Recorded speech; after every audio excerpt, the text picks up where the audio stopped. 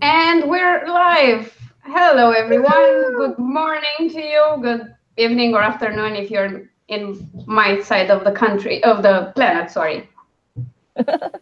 Because Earth is a country right now. Yes, the country of Earth. Like England is my city. Maybe I should quit on the memes and making fun of people. Next time, though. Today, I am joined by the lovely Amber, CJ, and the exquisite Sarah. CJ, I didn't use any adjective for you. Lively, CJ. None of us is lively today. That's a blatant lie. We're all super tired because we live streamed last night, and for them it's super early in the morning, and I've been running around all day for some godforsaken reason. But we're we're happy to be here, and in writing we just expressed our excitement, so Yes. it's all good. I'm sorry I had to leave early. I had to go get my daughter from gymnastics, so It's all good. We tried to wrap pretty quick after that because it had already been 2 hours, which is usually how long we run. But. Yeah. It was like 15 minutes past our upper limit, Yeah, so my dog's asleep. I hate him. Just look at him. He looks comfy. He's my so cat tired. got stuck in the bathtub this morning. Okay. Oh goodness. Mine tried to eat the garbage. She got in and couldn't get back out. Oh god. Aris, go into the tub and get stuck in it, please. Please. That's not happening, unfortunately. But I can always close the bathroom door and yeah. Dude, that'd be the funniest Twitter picture ever if that happened. What? The dog trapped in the bathroom? Yeah. Yeah, that big of a dog stuck in the bathtub. It's kind of impossible because he's kind of taller than the actual bathtub, so but Right. it would be a nice dream for me. Anyway, today we're continuing our marketing series, and because we've talked about the public persona authors should put out there and what they should be mindful of, we did talk about that extensively last night. We thought of just continuing the conversation and exploring author brands and how to build them and how to promote your brand and how to have a consistent brand and things like that, which I hope you'll all find useful today. Especially if I manage to put words together properly today, you should all find it really useful. Right. That takes a lot of effort on my part. Otherwise, it's just hilarious. Yeah. If you're just here to laugh at us, that's fine too. We appreciate the views. Right. One day we'll also have ads. Someday. We'll also 10,000 views from now, there will be ads. I think I have like 2,500 views left. Yeah, I have. I think I only have like 2,200, I think, total. So. Okay, so I have to watch your. Yeah, well, I have to watch your channels more. I don't know how, because I watch all your videos, and then whenever I stream on your channel, Sarah, after that, the next day I watch the entire stream. Yeah. But I'll find. I mean, we can create a list and put it on repeat or something. Right. Well, 1 second, please. What's wrong? No. I think we have visitors. My dog is barking. It's fine. Yeah, I was going to say, he suddenly got real excited. Yeah, somebody came to visit us probably. Aris, shut up. Like I have to go and talk to them. Yeah, no, he's not. He loves when we get visitors. You know what? Maybe he wants to tell them about his religion. Maybe they're there to learn about his particular religion. He needs to go to evangelize, and you won't let him. His religion is the following: I am Aris. I am the Lord of the universe. Bring me food and cuddle me. That's pretty much the Aris religion. He's probably trying to spread that. Yeah, he does try. I mean, you should see him when there are more people in my kitchen talking. Ares, that's enough. He tries to find a position where he can touch everybody so they can all pet him at the same time. Oh gosh, yeah. Yeah. So, yeah, that's the dog from hell That's for funny. you. Based on how excited he is, I assume it's my neighbor. Or he's wanting the candy. Sorry? He's wanting the candy. Didn't you say the neighbor brought him treats? Yeah, sometimes she brings him apples. Hey, don't you jump on my door and scratch it, because I'm going to murder you in your sleep. He's clearly concerned. He doesn't give a crap about my threats because he knows I have no follow through, so it's fine. And he's like, oh, shut up, you'll just go to sleep and I'll come sleep next to you and hog the entire bed. Ares, that's enough. It's good that he doesn't know. He hasn't figured out how to open the door. When he figures that out, with this door, I'm screwed. Actually, not really, because I can lock it, so. Yeah, we locked my one cat in the bathroom so that she can eat because the other cat can't have her food. And now she's learned how to open the door. Sounds marvelous. The extent a cat would go to for food. Yeah. Or for freedom. Yeah, either one. Because she wants it, and as soon as, like, when you go into the bathroom, she sits and waits for her food in there. But then you shut the door, and she's just like, and I let myself out. Oh my god. I want freedom more than food. Yeah, she's a jerk. Ares is really pretty, so it's okay. Yeah. Ares is here to tell us all about author brands. We should listen to him preach because he knows best. Like, I mean, I think he's talking shit about you back there.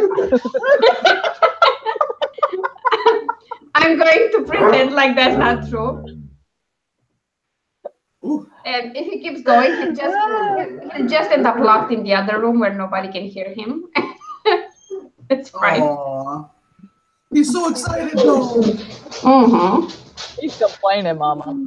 Obviously, he is, because when my neighbor comes, usually she comes with her niece, who's as tall as he is. She's 5. And he gets really excited when she's around because she just follows him around and they both sneak under the table. And if she takes anything to eat, like if she gets a biscuit, or she'd eat half of it and the other half she'll give to Alice. Yeah. And she thinks she's conspicuous about this because she shoves it in her mouth and she goes outside to feed the dog, but she doesn't wait to be completely outside and I can see her pulling it off. But she's trying to be, all covert about feeding the dog all the time. Oh gosh, that's so funny. Yeah, so now that he stole the show, oh, he's quiet. Now we can do our own thing and talk about important things like author brands. I've struggled with this one for a while because I've seen some authors who have a real clear definition of what they write. It's X and Y, writer of steamy romance, or writer of fantasy, or writer of science fiction. And I'm like, why do I have to pick one? Right. Which makes things a bit complicated because, to be fair, the more limited your spectrum of genres is, the easier it is to market. And it will take less effort. But if your genre doesn't define your authoring, there are other things you can do to define your author brand. I mean, you can base it on your name and personality and other quirky traits, like the fact you're a coffee addict if nothing else works. Right. But as much as I dislike this part, is it's important to be kind of consistent in how you promote your brand, and it would be great if you actually promoted it, which I sometimes skip on. Nobody heard that, right? Well, it's hard. It's a hard thing to do. It is. It's not hard to do once or twice. It's hard to maintain. Yeah, it's hard to be consistent about things. And in the beginning, I was so enthusiastic that I did everything religiously, and then yeah, I used to schedule posts for a month at a time. Like I'd sit down and do a month worth of posts in a day. Yeah. How does that work? Because I'm just have to do it. With Hootsuite, I use Hootsuite to schedule, and you can schedule stuff on multiple platforms. And if you have the pro version, which I had for years, you can actually create an XLS sheet that you upload. Yeah. And you have a slot for time, a slot for the tweet, a slot for the link, and then you just repeat that. God damn it. And that would work really nice. I did it once.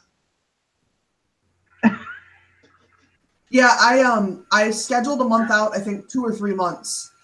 And then the next month I sat down to do it, and I did like 3 or 4 posts, and I was like, oh, fuck this.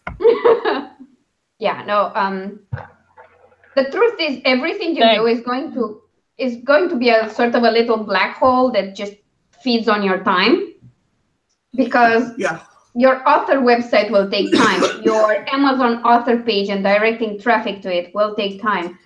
Building a social media presence will take time, and you have to be consistent about it. You can't do it like today and then do it again 2 weeks later, because that defeats the purpose. Right. And it's another challenge I've identified, and I think a lot of people struggle with it, is that you have to be consistent and yet at the same time adapt your behavior and what you present to the network you're on, because what works on Twitter will not necessarily work on Facebook, and what works on Facebook would not necessarily work on Instagram, for example. Right. Which it is a bit challenging, but because it limits posting, you can't just post the same thing on all 3 networks, because it doesn't work like that. The message has to be adapted. So it adds to the workload. Sure, there are tools that ensure automation and ensure that there's some content being promoted. There was this app I used at some point. It was a WordPress plugin that what it did was to go through your older posts and tweet them at a certain name. I think it was called Tweet Old Posts. The great name. And that was nice, but you have to go through it and choose the categories, because if you're retweeting an old cover review, that might not be useful. Right. Right. But yeah, that's everything you have to do. And the way you present yourself in each of these little channels, together it will create the brand, the total brand you're putting in.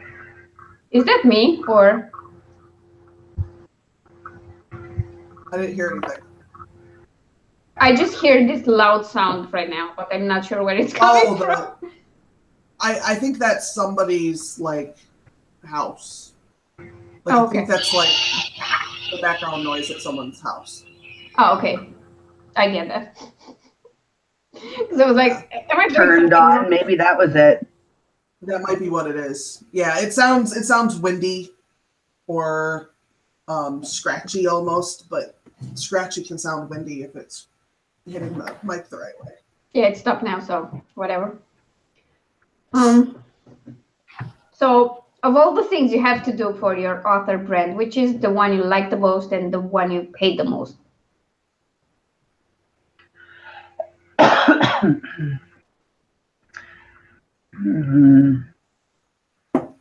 like which marketing activity that pertains to your author brand you enjoy doing and which you just... I hate doing anything on Facebook.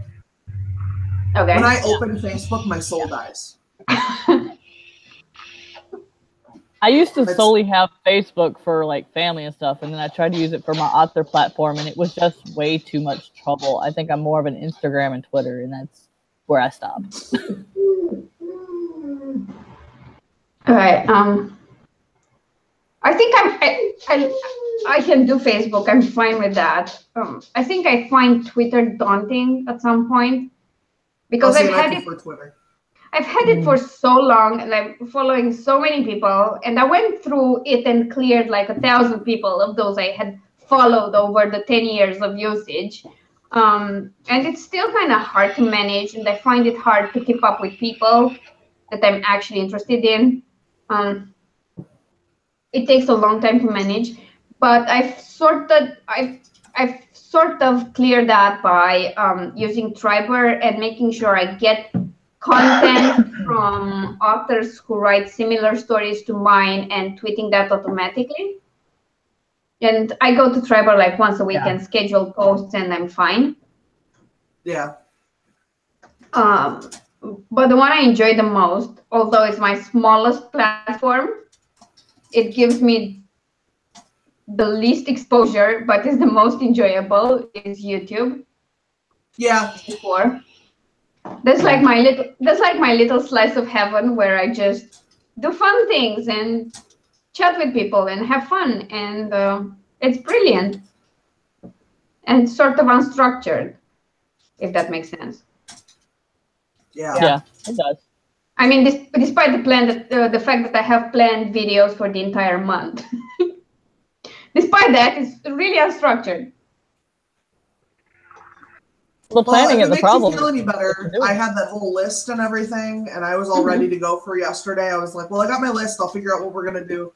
And then I was like, oh, my boss asked me to write something on my calendar, so my list is on my desk at work. Oh, God. Huh. Yeah, no, I have them. Like, I just need to extend my hand and I can reach it.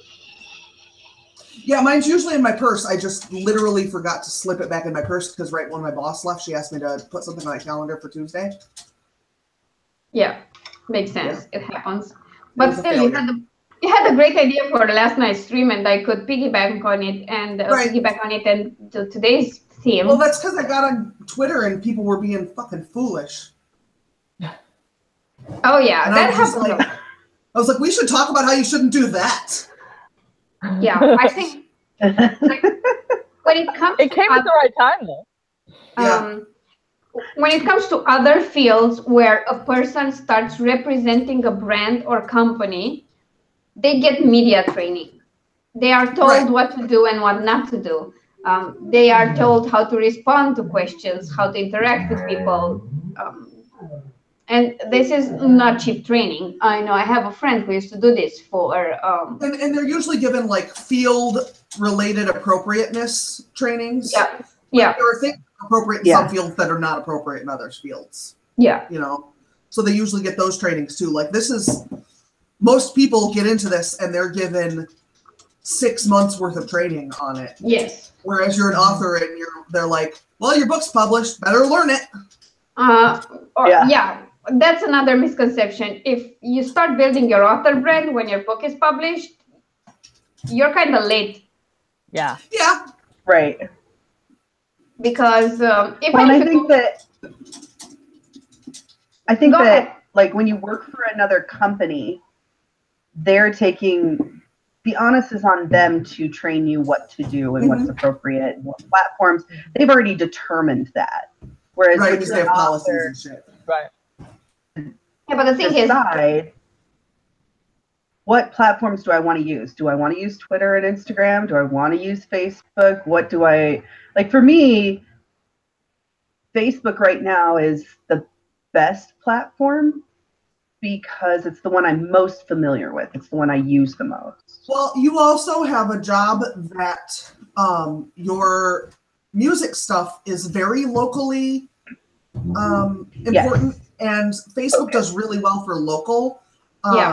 Oh yeah. But if you're talking specifically about your books, you do not want to just market those locally. You know, Right. But like obviously, you're giving piano lessons to somebody who lives in California. You're not going to do it. Right. Not at this point, no. Right. So Once Facebook is really good for that stuff. Yeah. And the other thing I wanted to say is that in most cases, when people start freelancing or turning a passion into a business, they come from an environment where they did some marketing, they had some training at their job, and they go with a related kind of field. Yeah. I know I did that. I was working in marketing and PR for corporations, for IT companies, and then I got my own PR agency. Right. Which was kind of the same thing, and I kind of knew what I was doing. Plus, because I was in marketing and PR, and I started working in this field in about 2006, 2007, Facebook and everything was just emerging then. Right. So I had my account. I did a lot of tweeting for my company and then for my clients, and I wrote blog posts for them, and I kind of learned how to use them as marketing tools, where most authors that come into this don't have the marketing know-how, and their day job has little to do with this. So they're expected, and I don't think a lot of authors realize that, but no matter how you want to publish, you're expected to build your own author brand and your platform. Yeah, they're not going to do that for you. Nobody's going to hand that to you at this point, unless it's based on your personality. So if your publisher tries, they're not going to do a very good job anyway, because you have to put you out there. Of course, a publisher can give you different opportunities, like, oh, we have this ultra successful blog you can post here. Along with 10 other you have authors. to not post a crappy blog post there, or you'll be known as the one who posted a crappy blog post. And also make sure, I mean, like, even then, if it's a bigger publisher, you're not going to be their only releasing that day. Right. So, but you're not going to be the top of the list. Yeah. It does help that you don't have to build your own blog. And at that point, maybe it helps even if you don't have an author platform, because you have some avenues, but you're not going to do as well as a person who started early and built a website, build a community on some social media or another, has a newsletter that they send stuff to. And you should do that. Like I think you should start as early as possible. I hadn't finished my final draft when I started working on my author brand for my debut novel. I hadn't. And I think I started about a year and some before publishing to do it more seriously. I had already started connecting with some authors, but I didn't have a Facebook page or a dedicated website or things like that. And I did those. And the earliest you start, the better. Alina, what was the first year you published your book? I published my debut novel in 2014. Okay, because see, like when I self-published my first book 10 years ago, there wasn't that many places other than at the time MySpace, and Facebook was just coming on to actually try to build a brand. And I was so new to, it was taboo to self-publish. And so everybody's like, oh my God, you don't know how to write a book. You're just, doing it just to get it out there. And I kind of was, but at the same time, I only had the people around me. So I guess Facebook would have worked, but you're kind of, if the earlier you start, you're kind of crazy not to. At the point I started, I started working on that book around 2009, I think. It wasn't in the form it got published. It was a slightly different story, but I started in around 2011. So at that point, I already started researching what I was going to do. I knew self-publishing was a possibility. It was taking off really well around 2010, but in nonfiction.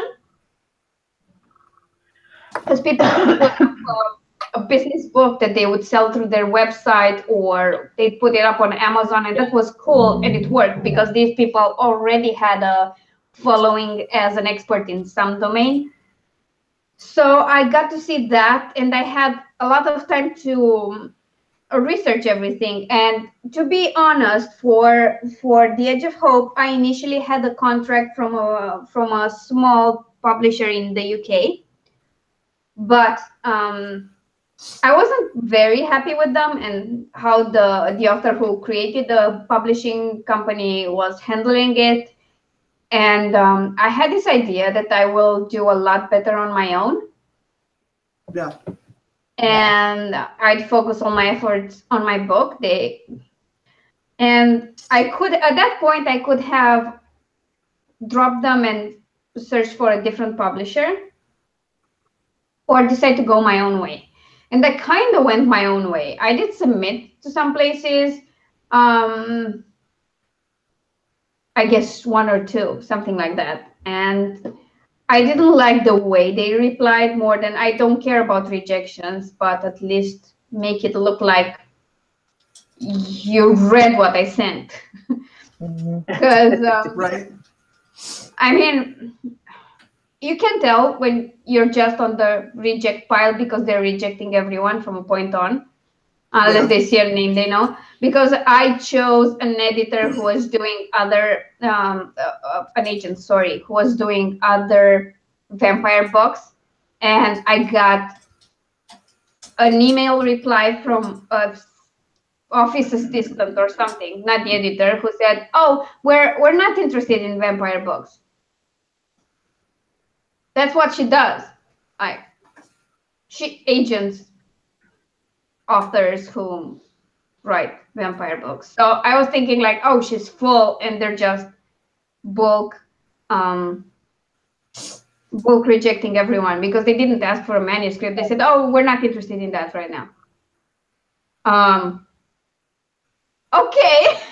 I believe that, especially based on your description on your website. I totally buy that. So I was thinking like, I can either waste my time on going with a traditional publisher, which I already wasn't trusting as much at that point, or I can just work on my manuscript, get it better, find an editor, find a formatter, because at that point I had no idea how to format my own books.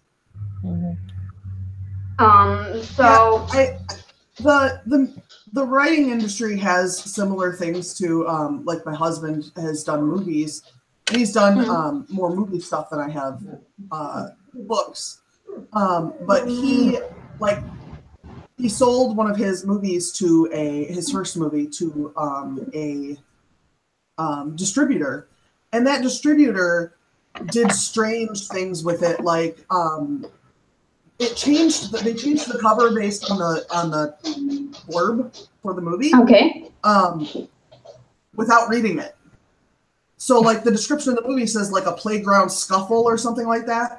So the cover to the movie is like it's a slasher movie, but the cover of the movie that they released was like a knife going into a swing at a playground, except it's not that kind of playground. There's no swing set or any sort of playground equipment at this playground, and nobody bothered to watch the movie before they made the cover. Oh, wow. So those kinds of things do happen too. So you have to be willing, if you're going to go work with a publisher, you have to be willing to be able to tell them like, that's a bullshit cover. That wasn't created regarding my story, actually. So we're gonna you're gonna need to stand up for yourself sometimes. Yeah. And tell people like, nope, I'm not gonna let you pull this behind me. To be honest, when I am faced with a new publisher or an older publisher, the first thing I check is what books they publish and what covers they do. Yeah.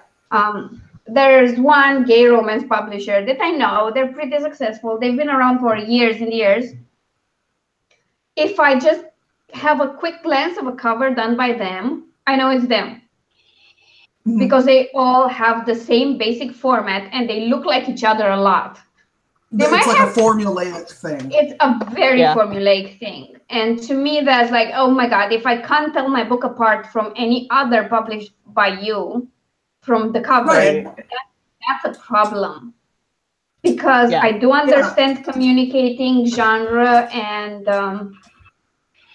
Yeah, but being when you able go to the tell. author, to the publisher's website, you should have some books stand out to you because Yeah. of what you're Yeah. interested in. And if that's Yeah. not happening, Right. Nope. So, And some like are a prime contemporary. example. Sorry?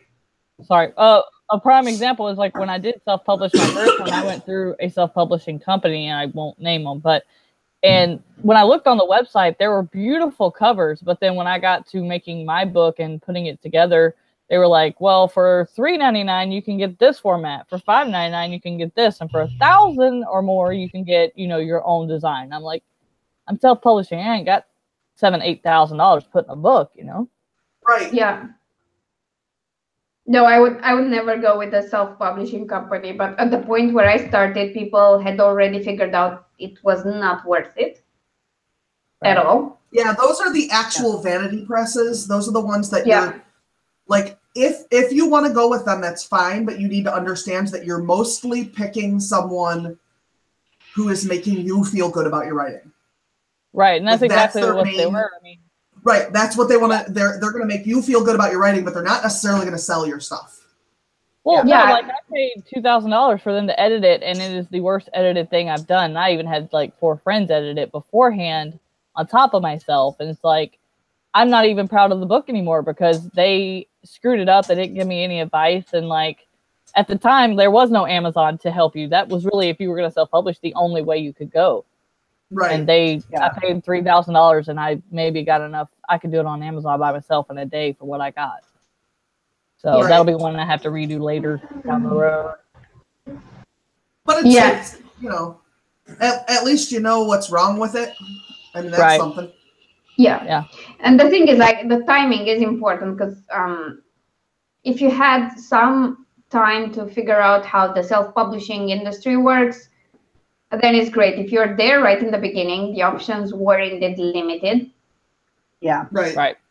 And unless you are part of the industry first, so that you know a few editors and a few cover designers, so you could go straight to them, I don't see how else you could have done it.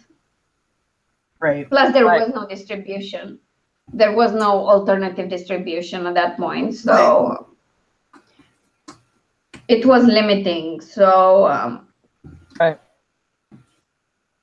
I do get that. I got lucky that I started earlier. On the other hand, I kind of wish I've met people that I met later, early on, because I would have done things a lot differently, and I would be at a different point in my career now. Right. But I can always make up for it. I can start promoting my initial series more heavily and complete that series, goddammit, because it's been years. And I can use what I know now to do that, but there weren't as many resources, and they weren't so readily available, and you were flooded with a lot of junk and things that were forced up in the search pages, in the search results, that were either vanity press or some super expensive services that no one needed, not for that amount anyway. And right now there are so many great books and so many great templates and advice and videos and tutorials. Sure, you can pay for more in-depth training and coaching and one-on-one sessions with people who actually know what they're doing, but you actually have access to experts and people who made self-publishing work for them, and they make a lot of money of it. Right. Actually, I saw a post today. I was reading through one of my groups, and the guy says he's part of the Science Fiction Writers of America, whatever. I forget how it's called. Yeah. And he was talking about this meeting that he attended, and there were traditionally published authors that he knew and respected, and he saw them as like A-listers who actually had a side job and hadn't quit their job and weren't making as much as he did. So right now you can actually make it as an indie, and I think a lot of the shade that was thrown on indie publishing has gone away. Sure, there's a lot of crap on Amazon. I can attest to that. There are books that should not be published ever, not in that format. Like you at least need a proofread. If you don't want to edit, fine, but at least get a proofread so you don't have typos, like 5 typos on the first page. There's a girl that CJ and I went to college with who publishes on Amazon, and obviously I'm not going to mention who she is, but she was in our writing class with us, and she literally said in our writing class, "I don't edit because everything comes out perfect," and it's obvious that has not changed. Wow. Yup, and those people do make us look crazy. Yeah. Luckily for us, the situation has changed. There are indie authors that people know of and know to be great. So there's that. There's actual professionals now, and so people take it more seriously. But a lot of people do think of those people when they think of self-publishing still. Yeah. And especially people who are not big readers. Are not necessarily readers themselves. I was trying to think of a better way to say that. Or at the very least, they're not indie readers. Like they'll buy anything that's on the New York Times bestseller list. Well, those people don't even have an interest in us. They're not looking. Those kinds of people aren't looking at indie books at all. Yeah. Not unless one hits it really big, really quick. Right, and that's entirely accidental. Yeah, and I think it's changed. I hate to say this, but as crappy as the books are, the fact that E.L. James was taken out of indie publishing and into trad publishing and did so well, kind of, in a way, changed perspectives on indie publishing and in a way made us look worse. Is that 50 Shades? That's 50 Shades. Yeah. Okay, I purposefully didn't know who wrote that, but yeah. And I think that you could say that her move from indie to traditional there are good things about it in that it gives the public, for the community, it gives, definitely, it gives the wider world an understanding that indie publishers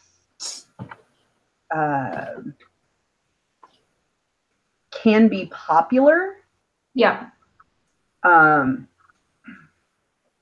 I think, the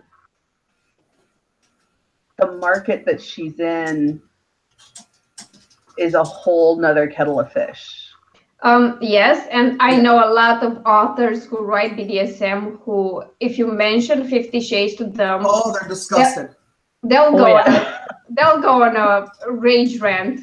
Yeah, I have friends who are actually members of the BDSM community, like non-writer community, and they are not with any of that shit.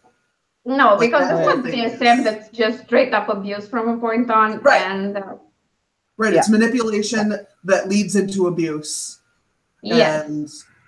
And there's a stalker guy with a lot of money that convinces a girl to do stuff she's not really interested in, and she ends up liking them in the end. If it's a Stockholm syndrome sort of thing or not. Right. If we're gonna talk about who that did good things for, I think Dakota Johnson is number one. That's who that book did good things for. Dakota Johnson, and that dude once upon a time and died. Sorry, spoiler alert on a show from 9 years ago. I think it did well for the guy playing the protagonist too.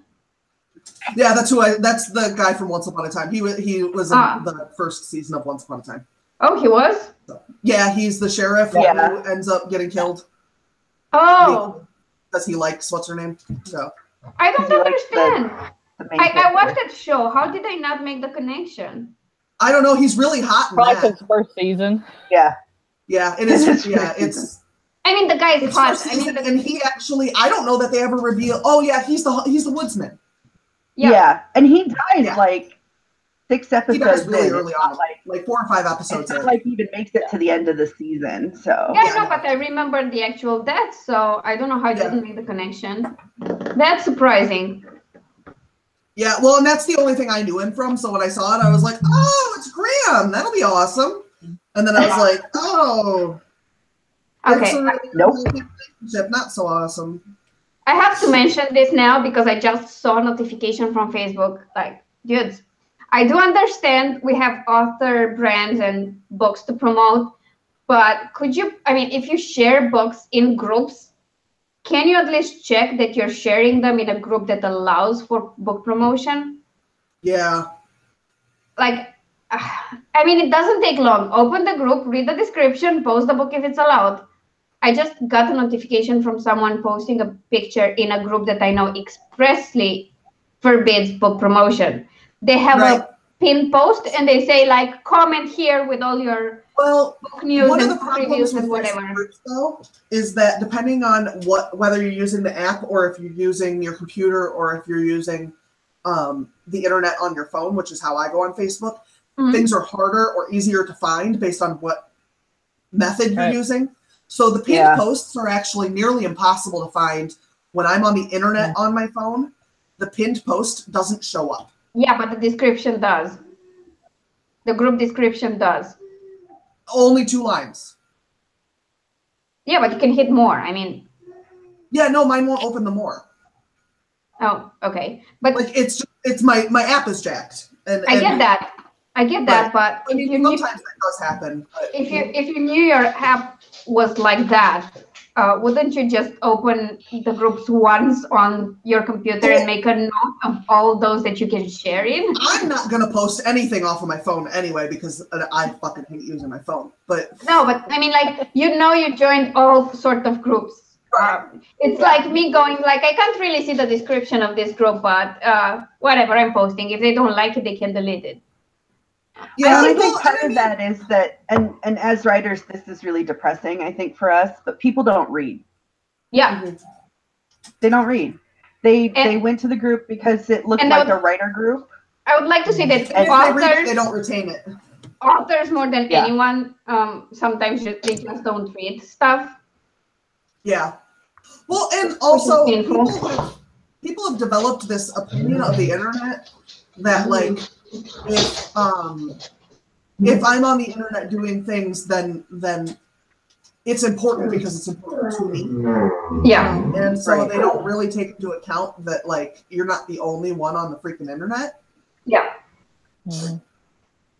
It's not just your rules, but, you know, people don't like to hear that. Yeah, and I will agree to the fact that some groups change policies midway. Yes.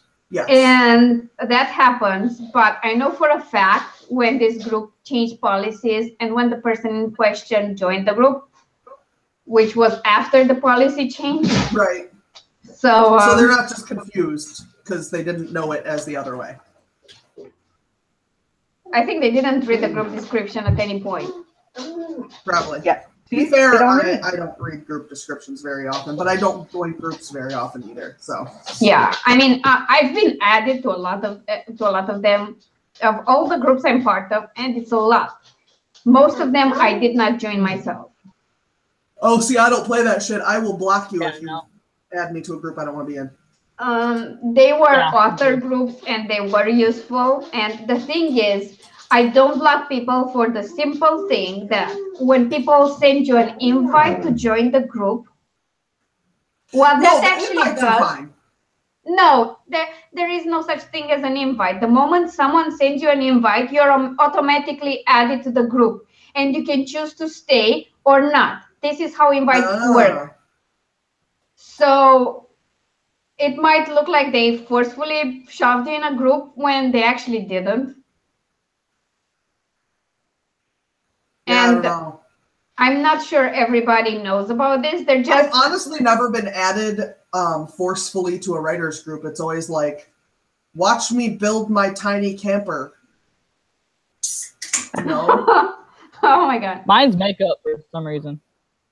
Yeah. See, and like I don't know why the hell I have these weird tiny camper people who keep adding me, but I've never wanted to build a tiny camper. I love camping, but I'm a tent camper, so I have no interest in that. Right. You just look interested, I guess.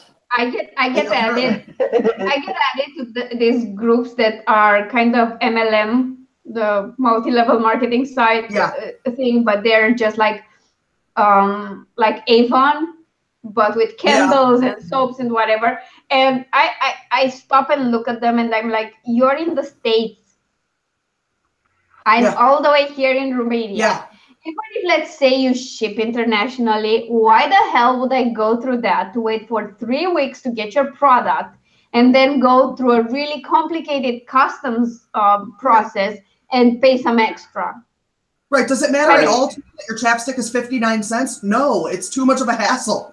No, because the transport for that stupid chapstick is going to cost me $10. Right. I'll just go buy a chapstick. I did do that, but willingly when, it was 2008, I think, or 2007, something like that. And I met someone online that I give some marketing and PR advice to, actually. And she was managing this mineral makeup company, which was new at the time. It was handmade mineral makeup, and you couldn't find it in Romania. Oh, yeah. And I did order that. Some of the brushes I'm using now are from that order. I still have some of the eyeshadows because it's mineral makeup. It doesn't go bad. It has nothing but minerals, like finely milled stuff in it. So, I don't throw away makeup because it's old unless it's mascara anyway. But if it starts looking weird or smelling weird, that shit goes. Because my skin is super sensitive. But yeah, I'm like, why are you adding me to all these groups? I mean, if they're all this related to what I do, I got added to a lot of travel groups when I was heavier into that community because I had the 2 travel blogs, of which I sold one, that I got. And they added me to a lot of book and writing related groups. And at least I get that one. But when it's random shit, and some of them are local political groups. Yeah. And I'm like, you don't want me in this group. Like, trust me. Well, no. I'm not going to get into politics really, but like, I'm very much not a Republican. I'm a very vocal non-Republican. Mm-hmm. But I'm also really, really, really not a Democrat. But because I say I'm not a Republican, people will try to add me to these groups about Democrats, and I'm like, no, you're schmucks too. Yes. Like, no.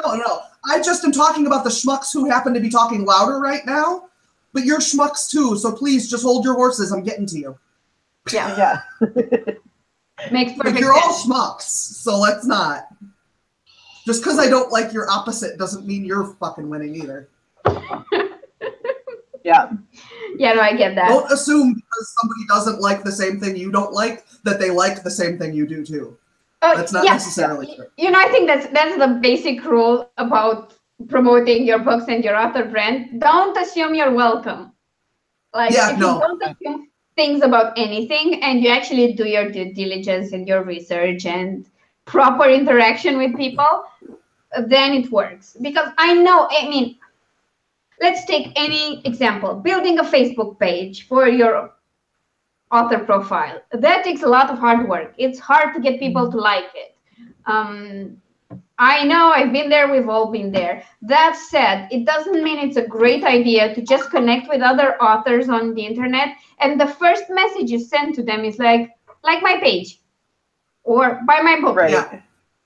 They're not required to like anything. At least have the decency of liking their page and commenting with your author page. That might get their attention. Right. If your comments are thoughtful. Right, you can do things like say, like, oh, this is my personal page, but I also have an author page if that's what you were looking for. You know what I mean? Like, you can offer that up, but you don't have to be a pushy ass about it. Yeah, but that's not the first thing you say. You don't upsell the first. They accept your friendship request and then, do this for me. Right. Yeah, that's not. Nobody owes you required to do anything. Nobody owes you anything. Well, and I think that crafting your brand is as much about relationship building. Definitely. Marketing with like posts and stuff. So building those connections and getting to know people within the community as well as outside of the community. I mean, that is as important to cultivate appropriately as it is to schedule out the posts you're going to put up for the public consumption. Definitely, because it's like any other industry. You want to be careful about. Yeah, you have peers you have to relate to and connect to and interact with, and maybe don't piss them off as your first action as a member of the community. Yeah. But I think that sometimes go back to what you were saying earlier about asking something of someone right after you friended them on Facebook, like asking them to promote you. I think that especially when you ask them to add you. Yeah. You know, like if they ask you to add them, that's a little bit different. You have a little more leeway. But when you went looking for them, you look like a total mess.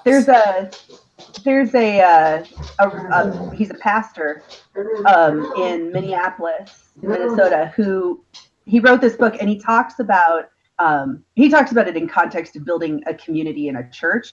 He talks about adding to the love bank. Like everybody has this love bank, but I think it works for what we're doing too. This idea that you have to put something into somebody else before you take out, before you ask something of them. You have to give. True. Right. Give something of yourself before you start asking. And if you're not willing to do that, then maybe you need to rethink your marketing strategy, in that you have that human connection. Even though we do everything through the technological side, that human connection is still essential. That building of relationships is still essential to building that effective marketing platform. Yep, totally agree with that. But the thing is, I mean, you wouldn't do that at a new job. Like, you can't always think of it like that. You wouldn't go into a new office, you're the new guy, and you'd go to, oh, you, go bring me a coffee. And you, I want your job. Just give it to me.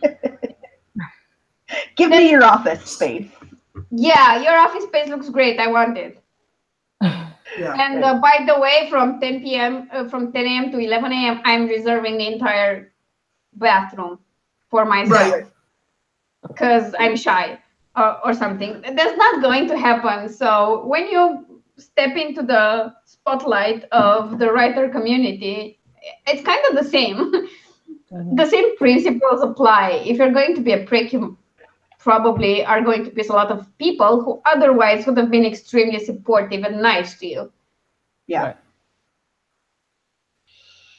So that's just my take on it. I have to run away for exactly 30 seconds. I will be right back. I apologize. Okay. You just talk amongst yourself. I'm a great host for this live stream. Sometimes things happen. I'll be right back. So, Amber, what's up? How many books have you published so far? You've been doing this for 10 years. How many books?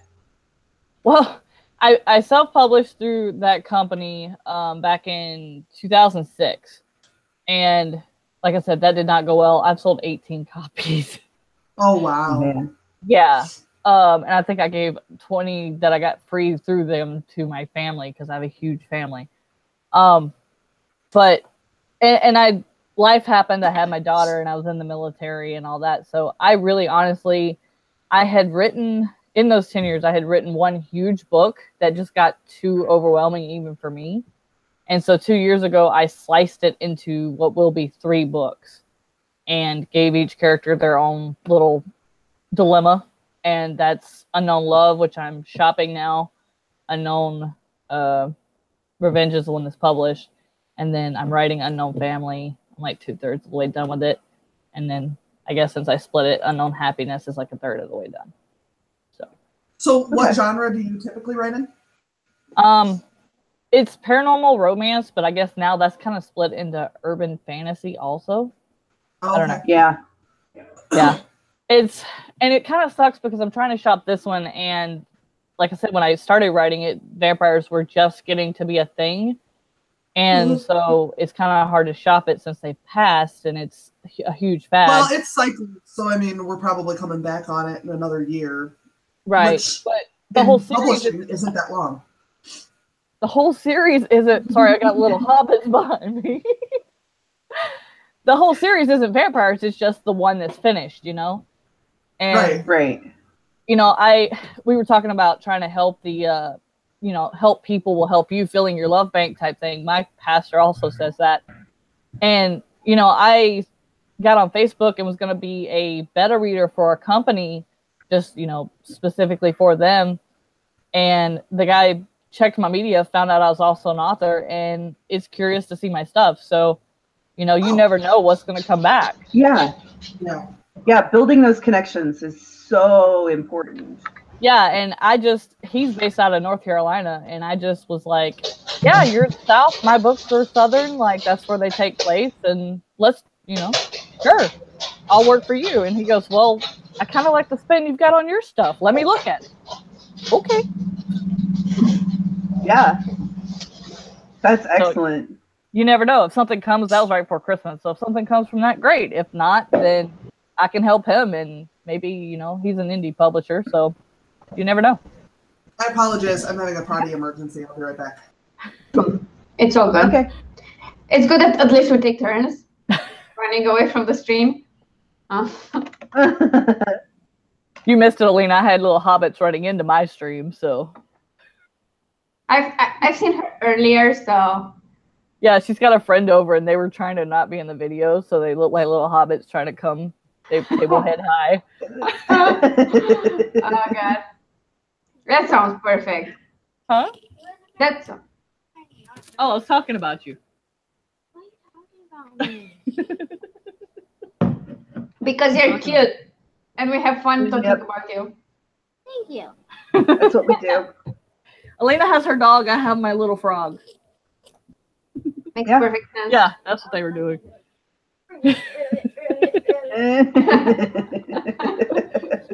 Her nickname is Frog because when she was little, she never crawled. She went from scooting to hopping to walking. Okay. That's awesome. Makes sense. Makes perfect sense then. Right. That's who I had to go pick up last night. You know, I assume should take priority over everything than just our stream. So yeah, that's an assumption. Yeah, she does gymnastics 3 times a week, and yeah, so that kind of I get off work. Thank God for 8-hour shifts now instead of the 12 because I don't have to rely on my family to go do it. So I take her and I pick her up and usually cook dinner in between. Make sure you wash them first.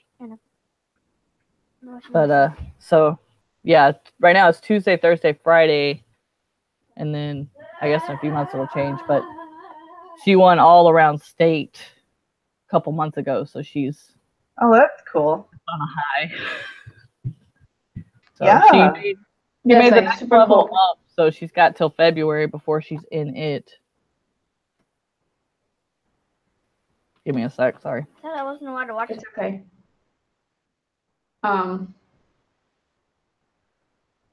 There was something I was going to say, but I completely forgot. Maybe I'm lucky, and like you, I will remember it later. Yeah. I don't know. You gotta go back through those connections and be like, okay, now what was I thinking about when I was gonna say? And yeah. I don't know, man. Like we spent an hour talking about the actual topic. If we kind of start straying now, I'm fine. And today we did yesterday we did a pretty good job at sticking to the topic as well. So Till I kept derailing. I feel like we did a really good job yesterday. yeah, and today's been great so far. So from this point, I start forgetting my ideas and.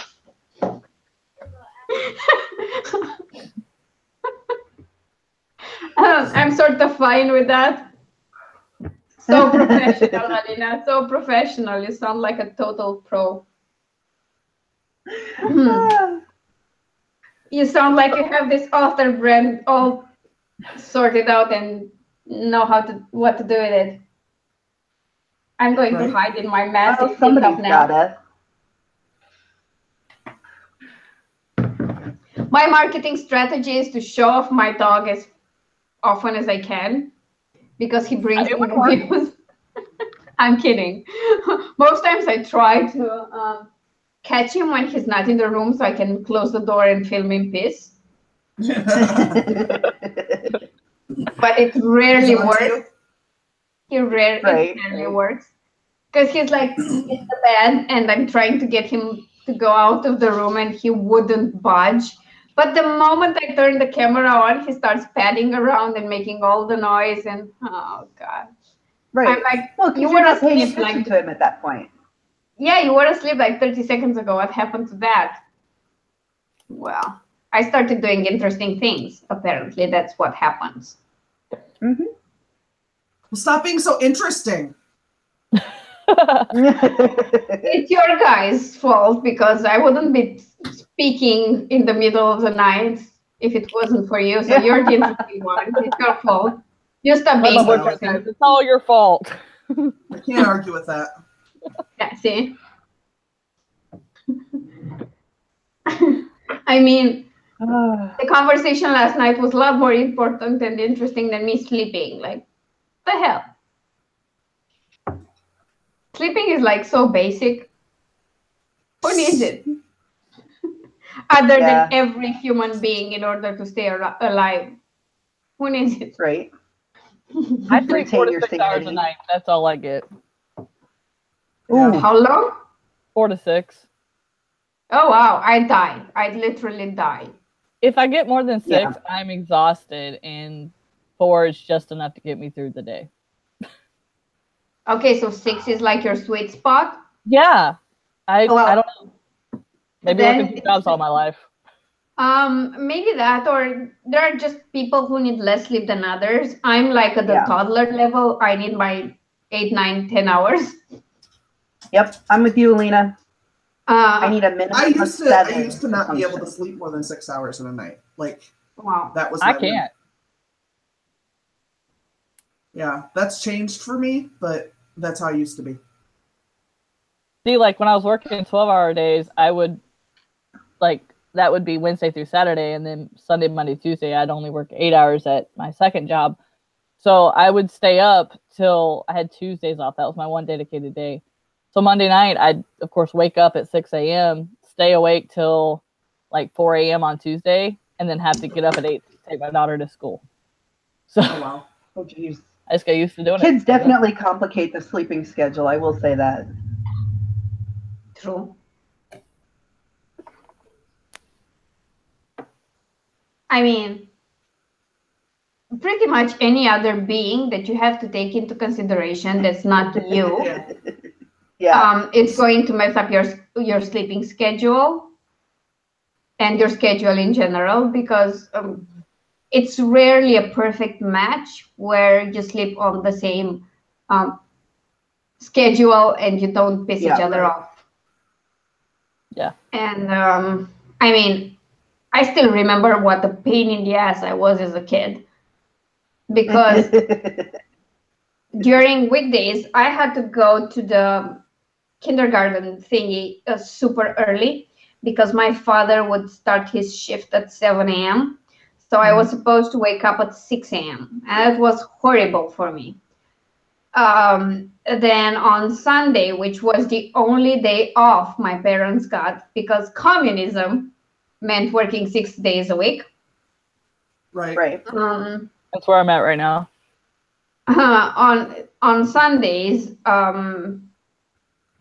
I would wake up at 7, which was an hour later, but I was ready to go. That's it. And I did all the crazy shit I could. One day I decided I wanted to cook for my parents until they woke up. And I started banging all the pots and pans and took them all out and poured flour all over the table and some on the floor. And in a normal country, that wouldn't be a problem. In communist Romania, you didn't get flour all the time. Right. It was ration. Right. So you're like wasting rations all over your house. Yeah. So, I mean, of course, nothing happened. My mom was just like, oh, she took an interest in cooking, which she realized was just a fluke, and I never returned to it until I think I was in uni. Yeah, that's Yeah. my schedule. My daughter wakes up with me at 5:30 every morning, Monday through Friday, and then Saturday she sleeps in until my dad comes and gets her. Oh, that's nice. At least she sleeps in. If it were me, I would have been up at 5:30 and driving you insane. So yeah, you got the winner there. But then she doesn't get in bed till like 10 o'clock at night because of her gymnastics. So she's just as crazy of a sleeper as I am. Yeah. My mom always talks about my middle sister is 15 months younger than I am. And when I was born, I slept almost immediately, like within a few weeks of being born, I slept 10 hours every night. And then I would take a 2-hour nap in the morning and a 2-hour nap in the afternoon. So I was like the perfect baby. Yeah. And then my sister came along. She would sleep maybe 6 hours at night. And after about 3 months, didn't want a morning nap. And she might take an afternoon nap of about 20 minutes. She just needs less sleep than I do. But my mom was like, what is wrong with this child that she doesn't ever want to sleep? But yeah, I've always needed more sleep. 8 to 10 less hours. sleep means you get more done. That's true. I always did envy that a little bit. On the other hand, it would exhaust me. Like See, it would. I can't Sorry, imagine. go ahead. No, I was just gonna say I can't imagine that. That it makes my brain hurt. Well, see, I used to do my videos while she was at school on my Tuesday off. And then now that I'm on 8s, like it's getting dark as I'm getting off still kind of by the time we get home. And so I've just got to where I film my videos now that I got my lighting kit. After she goes to bed at 8:30 and 9 o'clock, I'll film a couple of those. And then that way I've got all week to edit them after she goes to bed and I have no interruptions. So. Yeah, I kept making this plan about filming in advance, at least for a week. That's my plan for 2018 because I don't know how much overtime I'm going to get. Like they just gave us 3 weeks and I'm like, great, 28 days I'm working straight with no day off between the 2 jobs. So today after this live stream, I've got to film 9 videos. Oh my Wow. God. Oh, geez. 9. Good luck with that. I don't know how that's going to work, but we're going to try. Wow. I'm impressed. My plan for this year is to get my schedule in order, be a bit more disciplined, and survive. Pretty much my plan for this year is to survive. Yeah, I don't know how you're going to do it with all those books you're talking about doing. I've got no clue. Like, I've got one down. I've got 26 more to write. Oh my God. Just trying to get like my schedule straight. I haven't written a single word this month and it's driving me crazy. So I know the drive to write, but I don't know how you're going to do the writing plus the editing plus all that at one time. Just I can't do that. I have to focus on one thing at a time. I have no idea, but I don't have another job, so that's everything I'm supposed to be doing. Yeah. So it that should does make work. a difference. Yeah. Oh yeah, I will say huge that difference.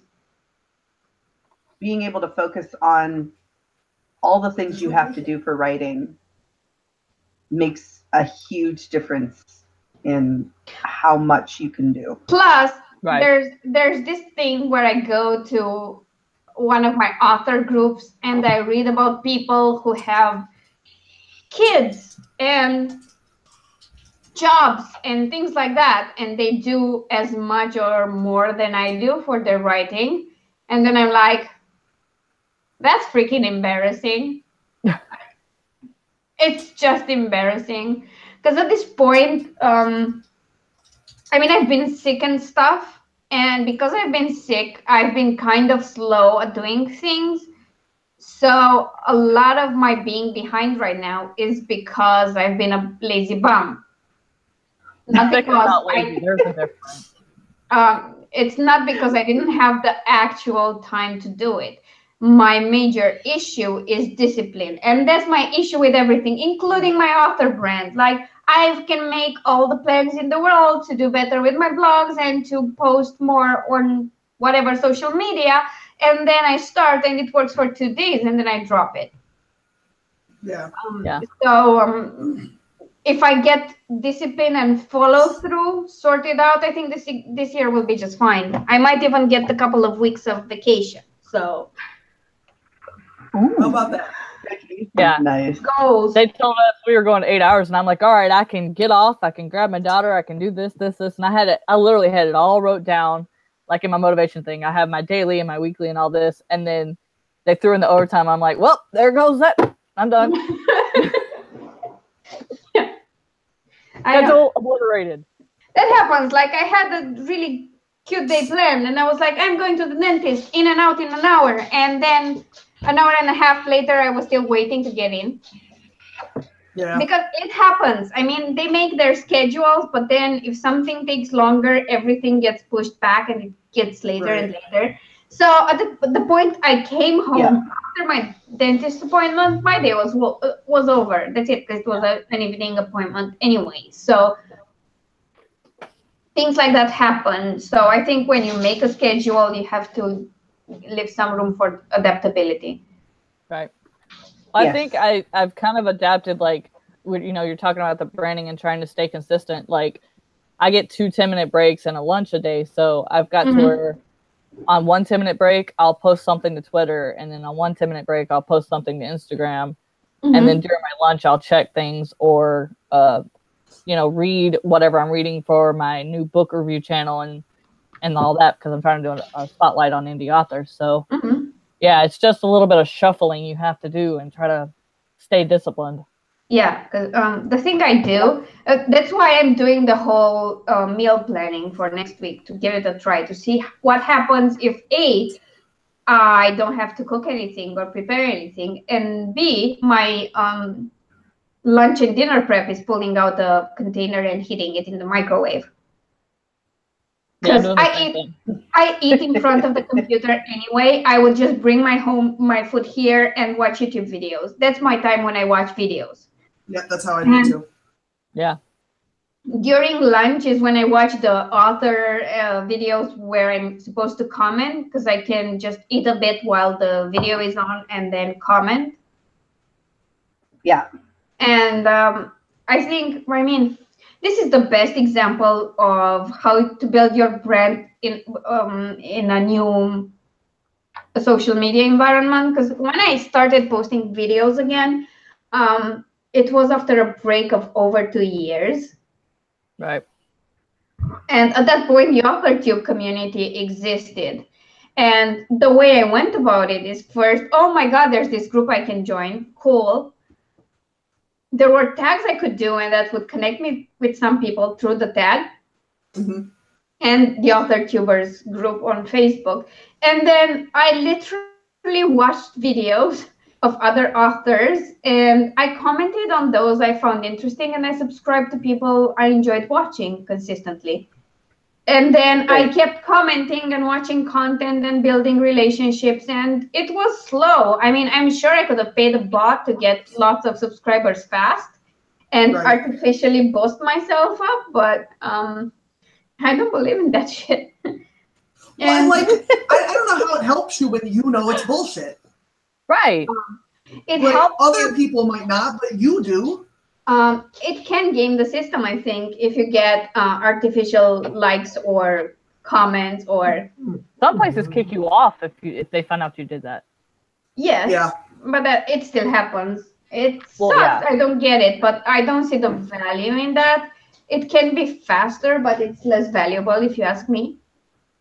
Well, and as writers, how do you know what your real base is if you're sitting there padding it? Yeah. Right.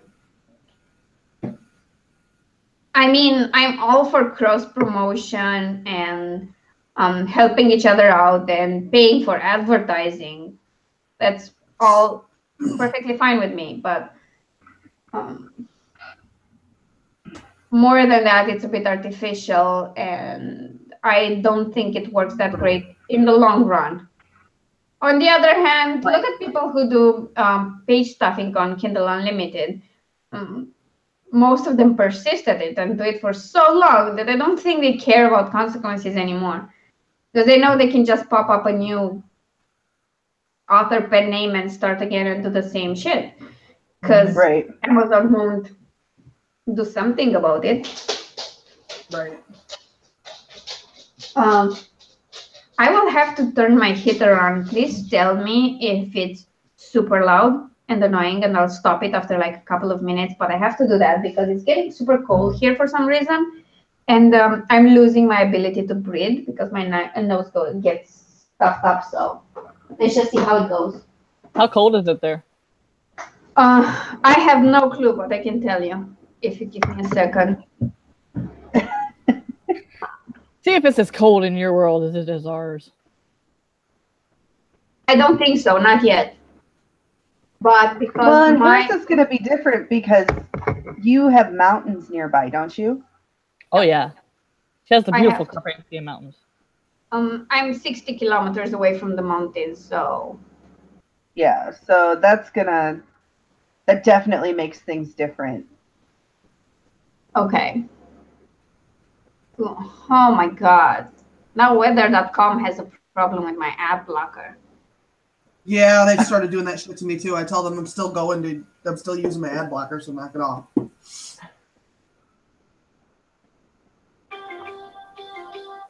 Oh, Jesus Christ. It went from my computer being screwed up to now my phone's like jacked up.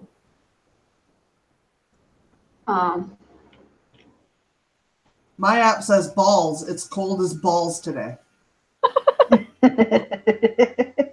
It really says that. I didn't make 11 feels like 14. Yeah, I got 7 feels like -6. Okay. So maybe my degrees will get your way. Yeah, usually you guys get weather first. Like usually it heads east. Yeah, but I love how Lincoln's in a bowl. It just goes, wee! I don't see you. Yeah. 23 here. 23 Fahrenheit. Yeah, that's not warm. Low 23. And the thing is, like, my office is in the balcony, so it feels a bit colder here. So if I don't turn that on, I get cold. Yeah. Yeah. Yeah, the door draft. Is it super loud? No. Okay, cool. I don't hear it at all. Awesome. I got one on each side. It's 4 degrees Fahrenheit here. It feels like -6. Yeah, I think that's what we're heading into for the next few days. Yeah. From How what are you I've colder seen. in the middle, CJ? What was that? Also, how are you colder when you're in the middle of both of me and Sarah? Oh, well, I don't know. I really don't have any idea how we get. And here's the really weird part. I'm further south than both of you. Right. Like you are both, Lincoln and Rockford are further north than Des Moines. Yeah. Like they just, That's true. Yeah. So I don't know how that works. On the other hand, I have a friend who lives in Alaska, and not last week before, when it was like -10 here. Yeah, it was like 30 degrees there. And we're like, you're in Alaska. You're That's not fair. It's so much warmer there. How is that even possible? It's 40 degrees warmer in Alaska than it is in Iowa. Freaking was it cyclobomb or bomb cyclone or whatever the hell it's called? Yeah, the bombogenesis. I had that problem last year. I was chatting with a friend who was in freaking Norway. Okay. Freaking Norway. It's in the north part of Norway, it's dark for 6 months. Right. And it was warmer where she was than in stupid Croatia, Romania. I will say this. The North Atlantic, the areas in the North Atlantic have a completely different weather pattern, and they're cold because because of all that ocean moisture, their cold is completely different. I spent like 10 days in northern Scotland, and part of that we went to the Orkneys, which are just, they're islands off the northern coast, but they're like big rocks. There are no trees. There's grass, there's cows, and there are rocks on top of rocks. And it was, I want to say it was late October, early November that I was there. And in the Midwest, it's usually like chilly, but not cold. Mm-hmm. And in most of the rest of Scotland, it was cold. It was winter. But in the Orkneys, it was like spring or fall. Like it felt like that, but completely different from the mainland. that was just a That's very fluke, weird. though. That was just a fluke for her. Normally, it was colder than here. Like, Oh, okay. I'm not sure if you've read The Girl with the Dragon Tattoo, the book. Yes. Well, Yes. remember when the guy says it was a comfortable -20? Right. Yeah. That's what I compared to. For them, it's that's the norm? comfortable. It's comfortable to have -20 in certain areas of Sweden, and Norway isn't a lot better, from what I know. Yeah, we get -20 here too. Yeah, Usually but it's about 2 weeks a year. For them, it was the comfortable temperature. I mean, the guy was considering whether he should get some underpants or something to keep himself warm. And he was like, oh no, that's for -30. Whatever. Not for me. So my mom teaches elementary school, and one of her sisters teaches as well, or she did teach before she retired. Her sister teaches in northern Minnesota, which is quite a bit colder than here. yeah, And, I hear that. It's cold. And my aunt would make fun of my mom because my mom's school, they would cancel school because it was too cold. It was like 10 degrees above zero, or it was, right at zero or whatever. And her thing was always like, we go to school in -20 wind chill, right? We still go to school. We don't.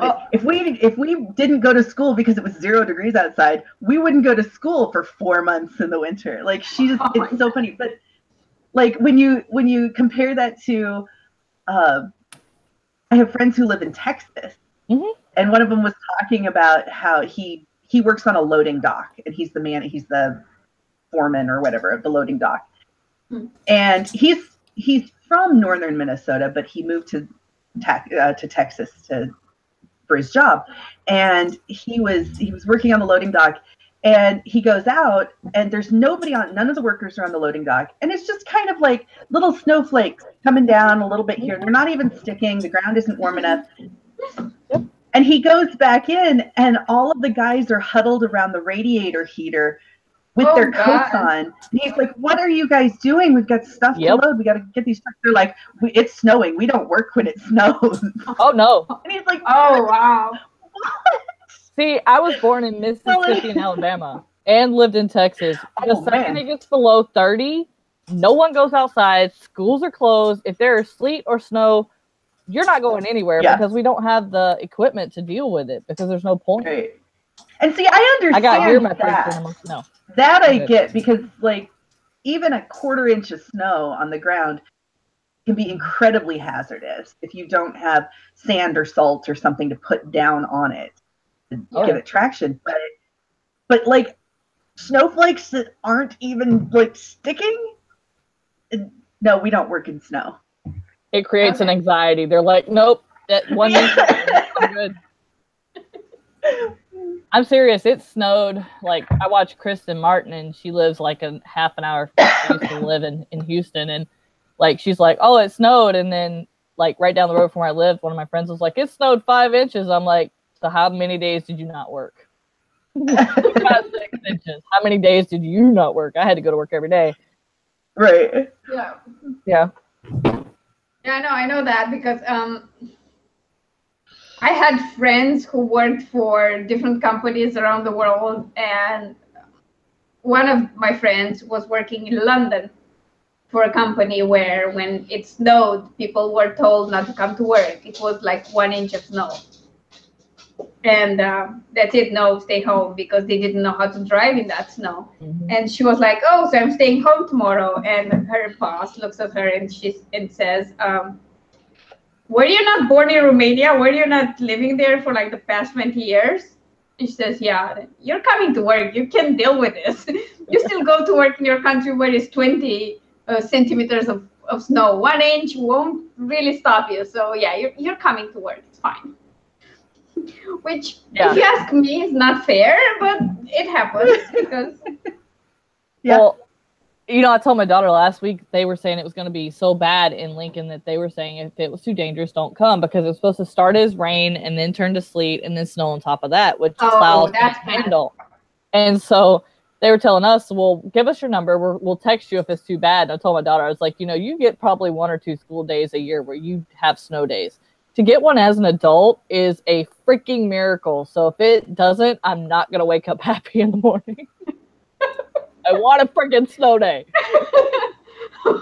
Yeah, I totally understand that.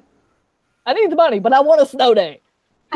My work closes if the courthouse closes. So my work is always closed if the courthouse is closed for whatever reason. But prior to this, I worked in mental health. And so I worked in a nursing home, and then I worked in like a group home apartment setting. Those places don't close. It doesn't matter what's going on. Like we had a lady who she was the only one who had 4-wheel drive, so she drove around and picked people up because we had 18 inches of snow one night. Her whole shift was her driving people in to go work at the nursing home. I ended up like hand shoveling a parking lot with other people and stuff. So now when they give me a snow day, I'm like, you know what? I earned this shit. Yes, I worked 15 years in the field that does not have days off. Man. No, you totally earned that. I agree with that. Yeah. So I take it. Hands down, you earned that. Yeah, well, and I worked Christmas for years too because I'm not religious at all, and Christmas matters zero to me. So I just always worked Christmas because I felt like, well, these people need someone who isn't going to be a dick because they're stuck working Christmas, and it matters none to me. And everybody else has kids that want to get up Christmas morning and everything, and so that makes sense to me. So I worked Christmas for 15 years. So it's really weird now to have this job where like, if the weather's really bad, we close, and we weren't open for 2 weeks from Christmas to New Year's, like from before Christmas till after New Year's. But it's very strange. Yeah, I can imagine. I used to do New Year's and Christmas and Easter shifts when I was working in tech support because I'd get the bonus for them and the free day later. And that was cool. They amended it later, and it was either a free day or a bonus, but still pretty good. Because they had it was so important to have someone there, and it was such a big thing for people to come that our bonus was like €50 per day. Yeah. Which was a lot. I mean, it was a lot for Romania. A bonus like that for a day on top of your salary. Well, it worked okay because this was like 11 years ago. So yeah, it was nice. I liked it. And now, the only reason I keep up with holidays now is because I either release something that's holiday themed or I do promos that are holiday themed. Because and that's for the big holidays, because bank holidays, the ones that are international don't affect me, and the local ones don't affect me because people in the international market don't care that I'm not supposed to be working. Right. I still need to write and publish and market and do all those great things, but I think breaks are important in everything you do, in work, in marketing, in whatever. You need a break from things, and I'm really bad at that. Yeah. I think if I were more consistent with taking breaks, I'd find everything else easier. The writing, the branding, the marketing, promotion, the sales, everything. I'd find it probably a lot easier. And I'm trying my best to do that. That's one of my goals for this year, because I think if you're just too tired, you get stuck in doing what you're comfortable with, what you know you should be doing, and drop the ball on things like evaluating what you're doing, improving it, fine-tuning it, because you're just too tired and you just want to get over with it.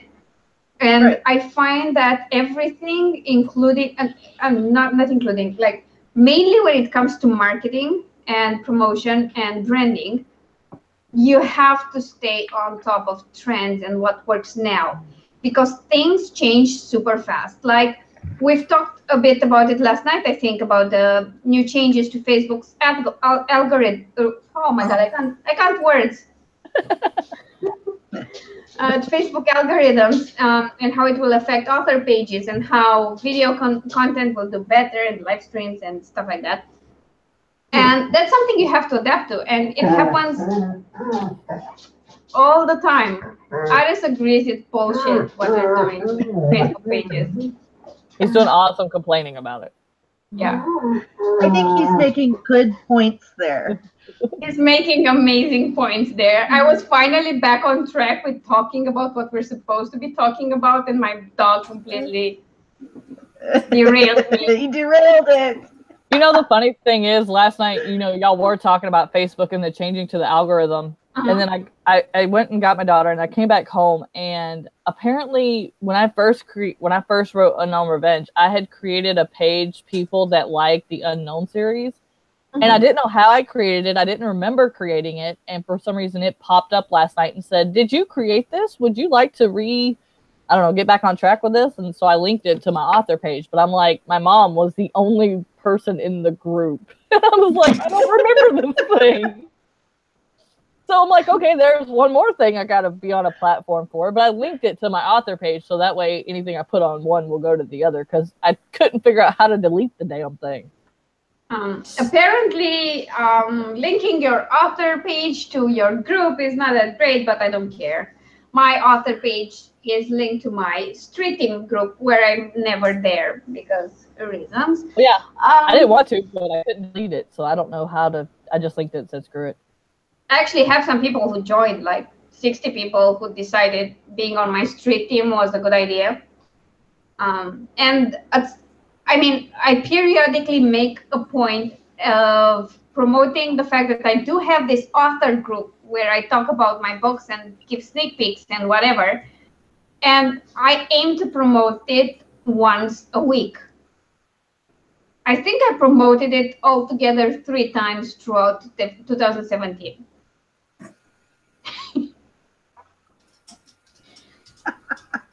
3 weeks of a year. Dismissed it by 49.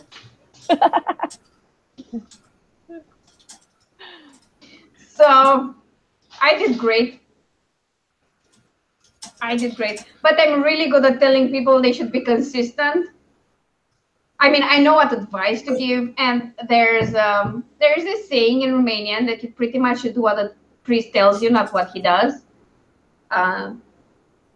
Because priests have brilliant pieces of advice that they don't seem to be taking. Right. At all. So that makes sense. It's the same with me and marketing and my expertise in the field. Try doing everything I say. Don't do most of what I do, and you should be fine. You should be absolutely great. But sorry, go ahead. No, I was gonna say with the branding, like I created my book review channel, my product review channel. Do y'all try to market yourself as who you are, or market your branding towards just your books? Like, do you market yourself or just your product? I market both. I market myself as the author behind all of this, because this is the most, this is the common ground all these books have. Right. And then I market individual books as well. Okay. Because yeah, I see Yeah, your page and how you have like if you sign up, you get this book and everything, which I think is a great thing. But I had asked you on Twitter a couple days ago, do you do like signed books and send them out, or do you do like? I did not see that. Yeah, or do you do like book signings or anything? Since you're more outgoing than the rest of us. Okay, so I've tried all of them. Whatever it is, I've tried it. I went to author conferences where I networked with other authors, and there was a small event, like 2 hours, where we sold books and signed them. Right. I went to book signing events where you were there for a day, you had your table and your books, and people would come and look around and interact with you and buy books. I did a Pride event in Birmingham last spring, where again we had our nice little stand with our books and everything. And in terms of selling books on the spot, I think I sold the most books at the Pride event. But the second best was the book signing event, not the author conference. The problem was that I had my indie titles and I had my publisher titles, and there was a mess up with the books, and they got delivered to one of the 2 events I was taking part in. They got to Birmingham, but they weren't delivered to where I was supposed to pick them up. So I didn't have most of my books for the event. Oh, yeah. I only had 1 book, and even with just that 1 book, I sold enough that it covered my event attendance. It didn't cover my travel there, right, obviously, but it still covered my participation in the event. And for a debut author that no one knew about and only had 1 book and was really awkward at this book signing and interacting with people she didn't know, because I didn't know what the etiquette was back then. Right. I did well. And I did a lot better. Again, with my publisher, we went to an author conference where they were a sponsor, and they had a table throughout the entire event. So 2 days of event, and people came and looked at the books. And the truth is, my publisher had really cool. Am I having an echo? Yeah. I don't know. I don't know if it's gone now. Yeah, okay. So they had pretty cool covers, and we sold a lot. I mean, I made some money. Not as much as not enough to cover the author conference, because an author conference will always cost more than a book signing. A lot more. Yes. But I know my publisher didn't make, they didn't make even half of their sponsorship. But did you see like a result of that as like your YouTube or your branding go up any?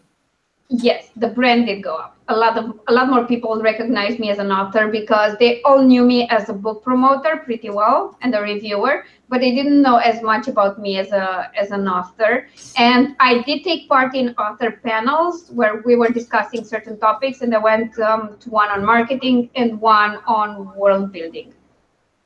Okay. Because I was doing paranormal and sci-fi, and that was appropriate. And I had people come to me afterwards and say, "Oh my God, you said such interesting things. I love the conversation. I want to know more about you and your books," which was great. But in terms of sending paperbacks, it costs a lot of money, especially if you're in Romania, because I have to get the books delivered here first, sign them, and then send them out. And yeah, I'm pretty sure I can charge more than the Amazon list price, because it's a signed copy that you get, and gets delivered to you. But I can cover my costs, but I get no profit on it. Yeah, I noticed some authors do like book plates or whatever when they have that kind of an issue. I thought about doing that when I do my book. Yeah, that works better, because it's just an envelope that you send, and it's not a package. Because it kind of doubles the price for me. Like, yeah, if I want to make a couple dollars on the book, not more. Like, I just want $1 or $2 that I make as royalty.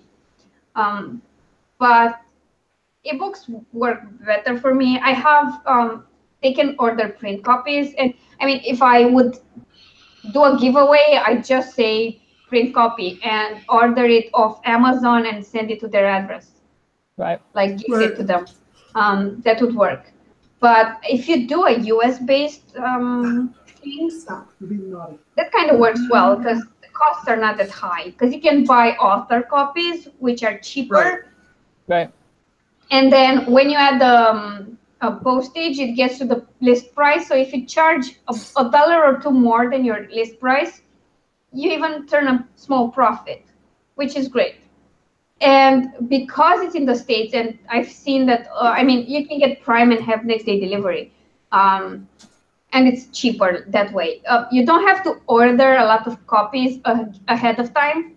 If you sell signed copies, you can just order them when you receive an order and say the order will be filled in a week, which is fine. Gives me enough time. So locally, it works great. For me, it doesn't work because I don't sell that many books in Romania. But it's a good thing to sell print signed copies on your website, for example. And it helps to go to conferences and go to 1-2 of them and establish yourself in your niche, and then go to a few book signings to constantly meet new readers. But most times they don't pay off fast. Sometimes they never return their entire investment. So it's kind of marketing expense that does help your author brand, but it doesn't help your bottom line a lot. It won't help you get in the black fast. That's a definite. Right.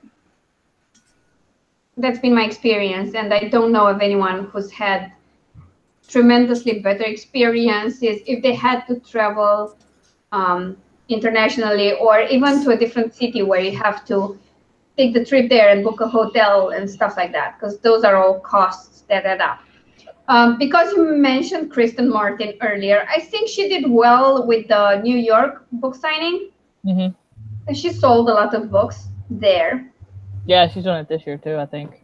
Yes, she is, but I'm still not sure. I mean, she's not very transparent about income, and I've not met a lot of people who are that transparent about their income on YouTube.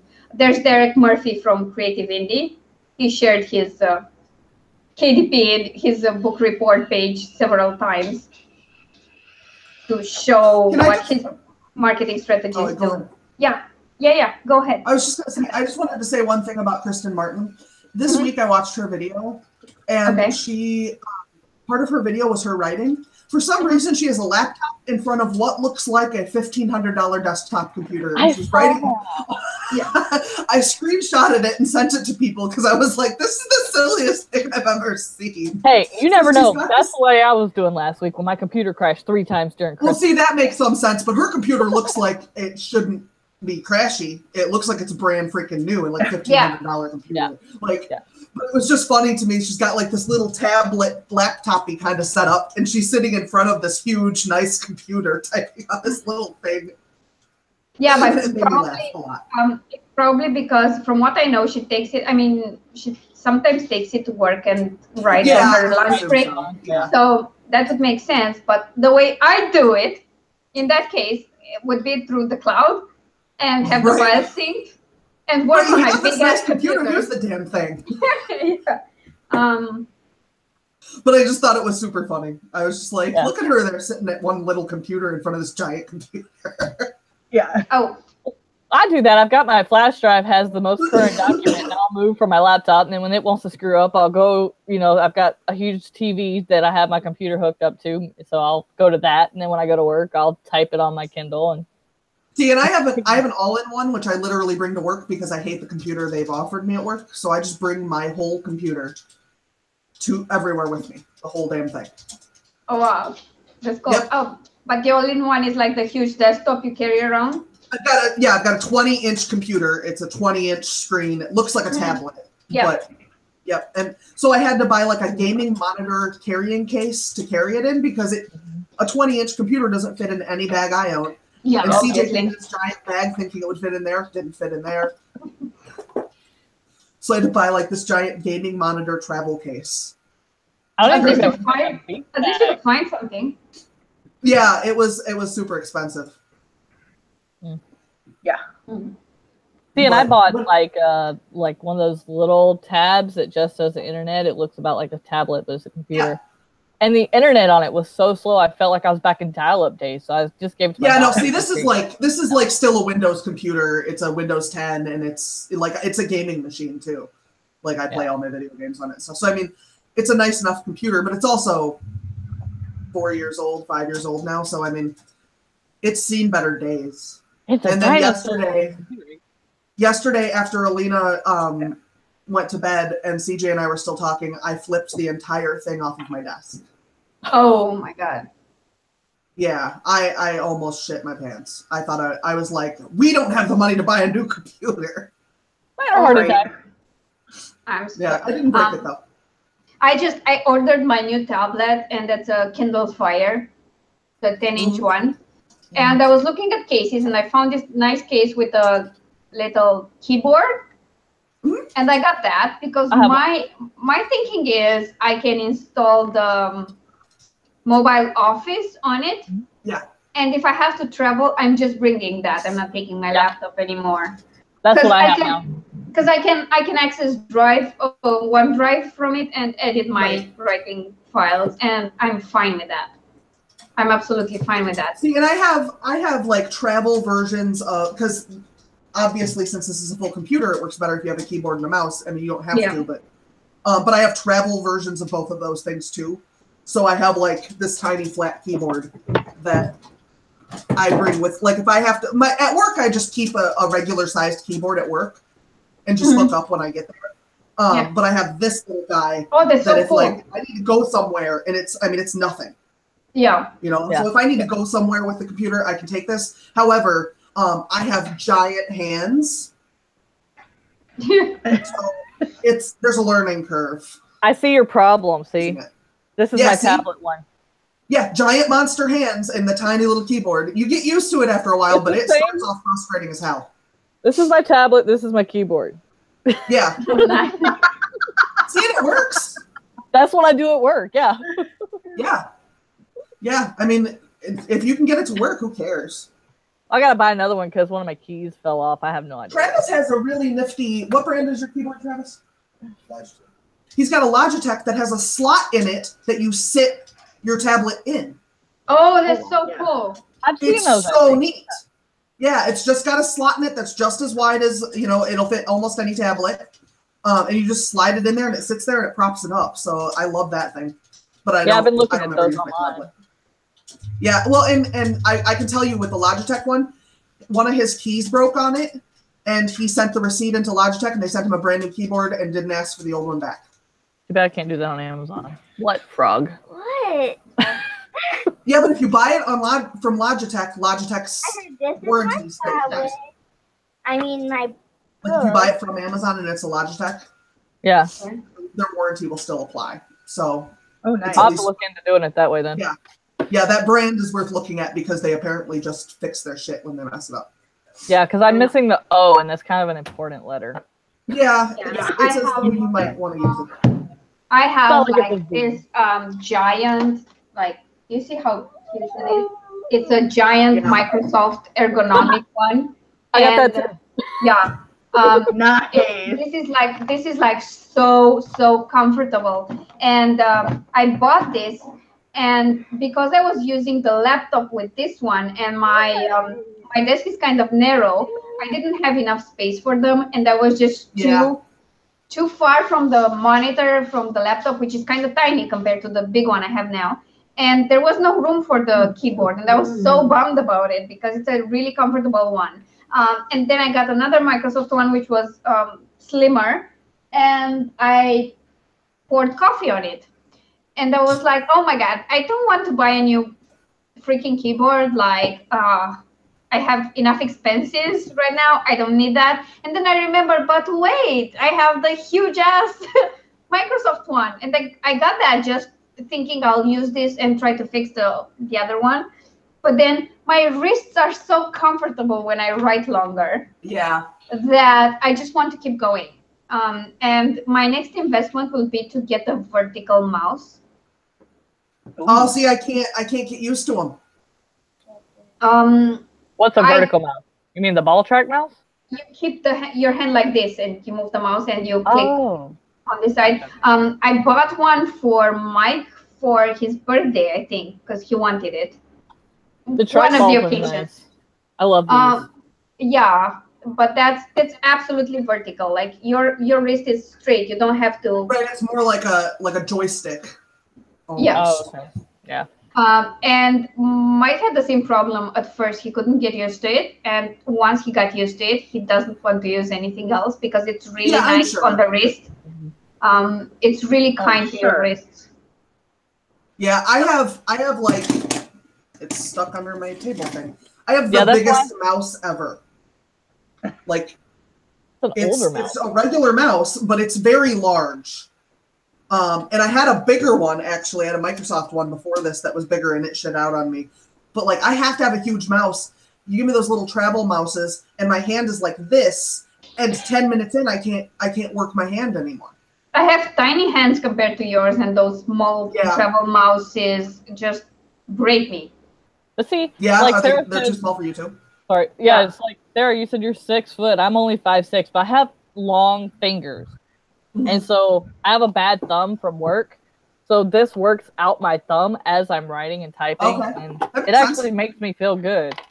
And then my other problem with the trackball mouse is that my lovely mother has given me a medical condition that doesn't matter except in that circumstance, which is that I have the sweatiest palms ever.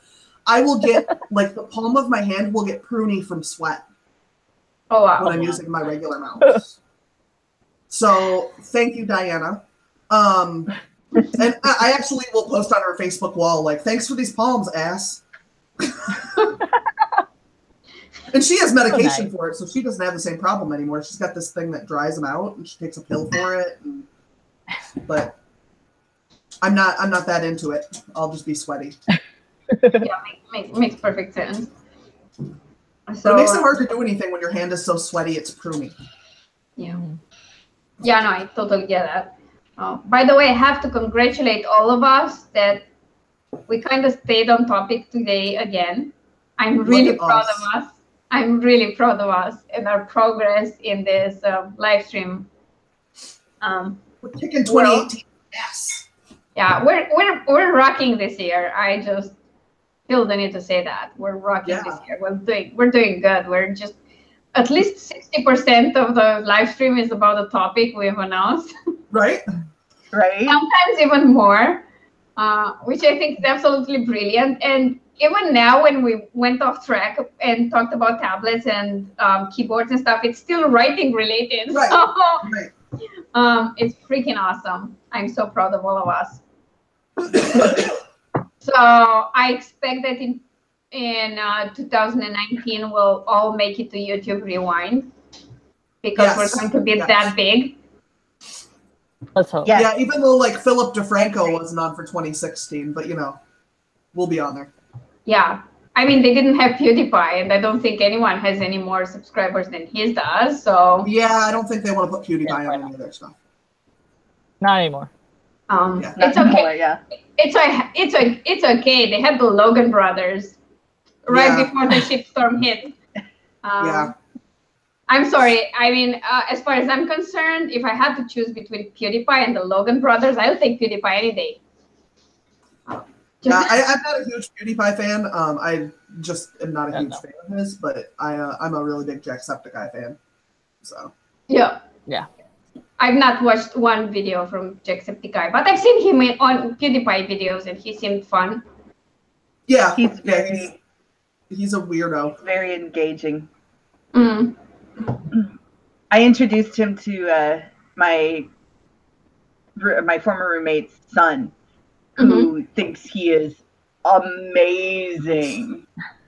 Obviously. Yeah, it's all those Happy Wheels videos, though, man. Those are great for kids. Oh, it is. Just, like, oh my goodness, stupid and silly. Oh, although I watched his Sims 4 videos, And those were pretty funny as well. Just the way he engages with the game is very funny. Yeah. Yeah, my upstairs neighbor does that too, but she's not streaming. I just hear it. I'll hear her occasionally. I'll hear her like, I was just trying to do that! Oh my god. I'm like, oh, Sheridan's having problems with her video game. Oh, you should hear me when I play Cuphead. I'm delightful. I bet so. Cuphead brings out all the swears. And I mean, like, I don't know if I mentioned this before on stream. I'm pretty sure we talked about it post stream, but I've never played a platformer in my life until I started playing Cuphead. And Cuphead was the best choice for the first platformer ever. It's not like it's one of the hardest out there. Right. And the thing is, like, when I was I just got over the training part. Sorry, I thought I heard people speaking. I was just choosing my next stage, and I was staring at the screen where you're supposed to choose between easy and regular, and I was looking at Mike and making these pleading eyes, and he said, "Don't you dare choose easy. Like, I'll lose all respect for you. Just play on normal." But that wasn't surprising, because I think my boyfriend hates himself secretly because he plays all the games on the hard level right from the start. Oh no. Yeah, that's how he plays them. So That's not my game. Yeah. Yeah. And I chose Cuphead. And the thing is, like, I chose it because everybody was complaining about how hard it was. And I was like, I'm a total noob. Let's see what happens. And I had heard all these things about how the tutorial was too hard and people had problems getting past it. So I go into the tutorial, and it took me legit 40 minutes to finish it for one simple reason. In my mind, I expected it to be extremely difficult. So instead of doing what the actual tutorial was requiring me to do, I was imagining that's not it, and it actually wants something a lot more difficult, and kept trying to do that. And it took me like 40 minutes, and I was like, at the end of it, like, I was like, oh, so I wasn't required to do this complicated thing. And I would explain it to my boyfriend, and he was like, why would you think that? Why would you think it required you to do that? And I said, because everybody said it's super complicated, and otherwise I don't understand how it's that complicated. Yeah. That was stupid.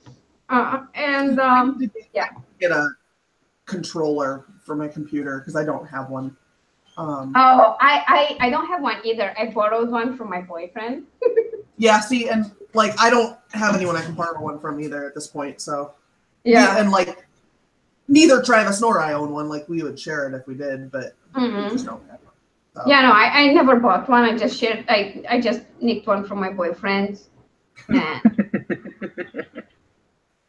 And by nicked one, I mean he gave it to me. I don't think I could go through the shame of stealing something from him. Yeah. I have a friend who lives out east who keeps telling me he's going to send me one, but first of all, that's not his, he's not required to do that. But, he's like, I'm going to send you one. It'll make things easier. And I'm like, yeah, I understand that, but, like, you don't have to send me a controller either. I can just buy one like a grown-up. Like a grown-up? Yeah. Grown-up? We're not grown-up. There's no fun. There's no fun in being a grown-up, thank you very much. I'm much happier with my boyfriend giving me a controller to play a game and me keeping it forever. Like, I mean, I hog his camera. I hog his pro camera and film with it and use it a lot more than he does. He goes, I mean, he's paid to go to these events and film them. But it happened like once a month, I think. Or more in certain periods of times when there are a lot of plays that he's required to film. And in the meantime, the camera stays here at my place and I film with it. And if he needs it, I'm going to give it back. But then I take it back when he's done because I have videos to film. Yeah, I use a tripod that Travis uses for work most of the time, and then I dropped the damn thing and broke it like an asshole. That sucks. So I broke his tripod. I mean, it still works. It's just the crank doesn't work, so you have to like lock it different ways. But I still broke his shit for his job when I'm over here just making YouTube videos for giggles. But they're the most important thing ever. Right? They must be, or I wouldn't try to be doing 9 today. Right? True. So true. Good luck with that again. That Yeah, doesn't that sound sounds scary like a at lot. all. Well, no, because now like I said, my boyfriend's car's messed up his window, so I have to go take him or pick him up or whatever from at 1, and then from 1 to 5 so when the lights go out or whatever, sun goes down. Yeah. I have 9 videos to do. I'm not gonna be busy at all. No, not at all. Right. I don't care about sunlight anymore because I bought amazing lights and I finally used one. So did I, but I keep forgetting I have them. The problem is I bought mine off of Amazon UK. So I need adapters for them and I only have one. And since I bought them, I went into stores that carry such items like 10 million times and I always forget. Yeah. For reasons. Yeah. I just keep forgetting and it's annoying. But it would be nice to have them both and get a lot of light for my videos. And I love it that I don't have to worry about filming before the sun goes down. Or even, I mean, when it gets cloudy and stuff, it's too dark anyway. Right. Yeah. So, well, see, I did my motivation video with the lighting for the first time, and then they're right in front of my bookcase, and they're huge, so you wouldn't think I'd forget that I have them. But I'm thinking, oh, God, it's going to get dark at 5, and then I'm screwed, and I look over, I'm like, oh, wait, I'm not. Yeah. For me, it works well. I'll get used to it, I guess. I prefer to write during the day and leave stuff like that, like filming and editing for later. Because I can do that even if I'm a bit tired. Right. If it makes sense. So now I can. Best investment ever. Best gift I gave myself for Christmas ever.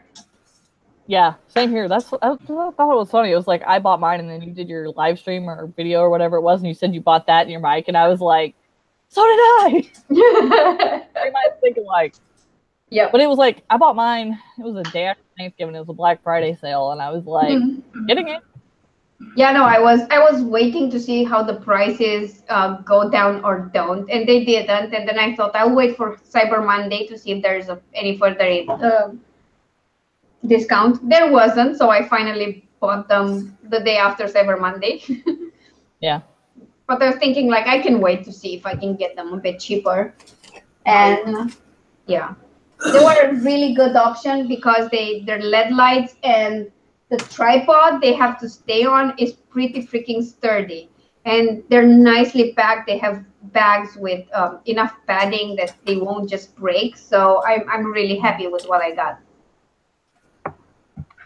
to be honest. So yeah, I recommend them all. What are you doing? Yeah. Lighting an incense. Oh, okay. That was Setting like the world on fire. yeah, Like That's that, all like, I do. I'm done. because I was like, if you're setting the world on fire, you should be center screen here so people can enjoy it. Well, and if I'm gonna start a fire like that, I need to start with that damn cat. She would go up, and then she would run through the house and just take the whole place down. It would be perfect. Not that I've considered it. Clearly To not. be fair, We you don't would- have to consider it because she's tried to do it before. That's true. She did burn off her own whiskers one time. She lit her tail on fire with a candle. She's smart. Super smart. She's SMRT. Yeah, there's always if you have more than one pet, there's always going to be one who is obviously the stupider one. Yeah. That's her. Okay. Makes sense. I don't have Makes the sense. one that's stupider. I have the one that is a little too brave for his own good. Mm-hmm. Yeah, he's the one that jumps in the shower with me and decides to try to climb the wall, literally, the curtain.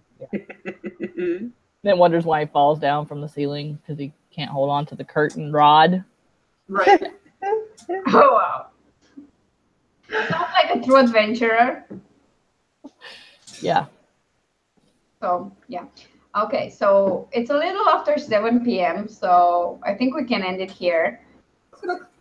Thank you all for being here this week, and we're doing this all over again next week. But before that, I have to remind everyone this. Tomorrow, there's going to be another live stream on my channel, and that will be the first installment of Descent into Writing Madness with Claire and I. Yep, that's midnight Central Time. Yeah. If any of you are wondering. Yeah. Because I've already looked at it. Yeah. And we're going to talk about our crazy author plans for this year because we want to write all the books. And then, as usual, next Friday, first the D&D stream on Travis's channel on Twitch. And Travis, if you haven't heard it enough from me, is Sarah's husband. Yep. And then later at 8 p.m. Central or 7 p.m. Central? 7 Central. 7 p.m. Central. I never know. I never know this one. That's fine. At 7 p.m. Central, there will be Sarah's stream on her channel. And then, again, Saturday, we'll see you here again early in the morning. As I know, probably most of you are going to see this as a recording because it's freaking early for you. Do leave all your comments down below, and we'll do our best to reply everything. And if you have any suggestions for topics you want us to cover in future streams, we're open to that as well. Enjoy your weekend, I guess, and stick around for more of us because we're always doing crazy shit. Right? Right. Yep. Okay, so yeah, that's it. Bye. Bye. Bye.